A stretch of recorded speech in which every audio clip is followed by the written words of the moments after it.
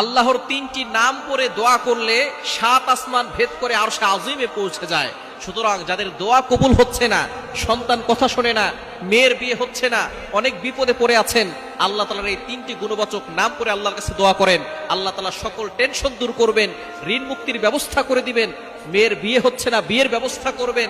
অভাবে আছেন, অভাব দূর করে দিবেন। রিজিকের কোনো টেনশন থাকবে না। সকল চাওয়া পাওয়াগুলো আল্লাহ কবুল করবেন। আল্লাহ তাআলার গুণবাচক কিছু নাম আছে, এই নাম করে দোয়া করলে আল্লাহ তাআলা সেই দোয়া কবুল করেন। এটা আল্লাহ তাআলা নিজেই বলে দিয়েছেন। কোরআন খুলেন, আল্লাহ বলছেন ৯ নম্বর পারা ১৩ নম্বর পৃষ্ঠার ৪ নম্বর লাইন, সূরা আরাফের ১৮০ নম্বর আয়াতে আল্লাহ বলছেন, ওয়ালিল্লাহিল আসমাউল হুসনা ফাদউহু বিহা। আল্লাহ তাআলার এই গুণবাচক নাম করে দোয়া করলে আল্লাহ তাআলা সেইটাকে সাড়া দেন।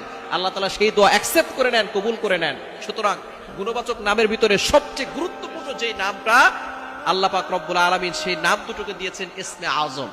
ইসমে আজম এই দুইটি নাম করে দোয়া করলে সাথে সাথে কবুল করা হয়। তার ভিতরে ১ নাম্বার হচ্ছে আল হাইয়ুল, দ্বিতীয় নাম্বার হচ্ছে আল কাইয়ুম। ইয়া হাইয়ু ইয়া কাইয়ুম, এটা আপনি যে কোনো দোয়া করবেন ৩ বার পড়বেন। আরেকটি নামের কথা পরে বলছি। এই ইয়া হাইয়ু ইয়া কাইয়ুম এই দুইটি নামকে বলা হয় ইসমে আজম। এই দুইটি নাম আয়াতুল কুরসির ভিতরে রয়েছে। আয়াতুল কুরসি যত আয়াত আছে কোরআনের ভিতরে সর্বশ্রেষ্ঠ আয়াত হচ্ছে আয়াতুল কুরসি। ৩ নম্বর পারার ১ নম্বর পৃষ্ঠার ৮, ৯, ১০, ১১, ১২ নম্বর লাইনগুলোতে সূরা বাকারার ২৫৫ নম্বর আয়াতে হচ্ছে আয়াতুল কুরসি। এই আয়াতুল কুরসি এত ফজিলতপূর্ণ একটি আয়াত। এই আয়াতুল কুরসির ভিতরে আল্লাহর পরিচয় রয়েছে এবং কুরসি সম্পর্কে আলোচনা আছে। সুতরাং আয়াতুল কুরসির ভিতরে রয়েছে আল্লাহু লা ইলাহা ইল্লা হুয়াল হাইয়ুল কাইয়ুম।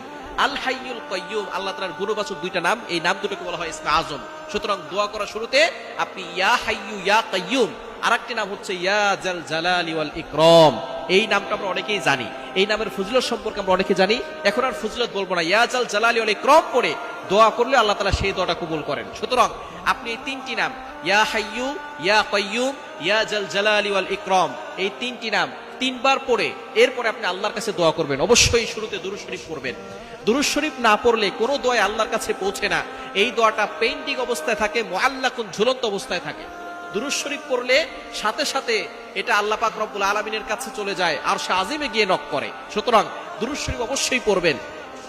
দুরুদের ভিতরে সর্বশ্রেষ্ঠ দুরুদ হচ্ছে দুরুদ ইব্রাহিম, যেটা নামাজের ভিতরে পড়ি, এটা পড়বেন। অথবা অন্যান্য দুরুদও পড়তে পারেন। আপনি দুরূদ শরীফ পড়বেন যে কোনো নামাজের পরে, অথবা তাহাজ্জুদের সময় আমলটা করতে পারেন। যে কোনো নামাজের পরে দুরূদ শরীফ ৩ বার পড়বেন। পরে এরপরে আপনি ইয়া জাল জালালি ওয়াল ইকরাম ইয়া হাইয়ু ইয়া কাইয়ুম ৩ বার করে পড়ে এরপরে আপনি আল্লাহর কাছে দোয়া করবেন। দেখবেন আল্লাহ তাআলা আপনার সকল চাওয়া পাওয়াগুলো কবুল করবেন। আপনি যত অভাবে আছেন অভাব দূর করবেন।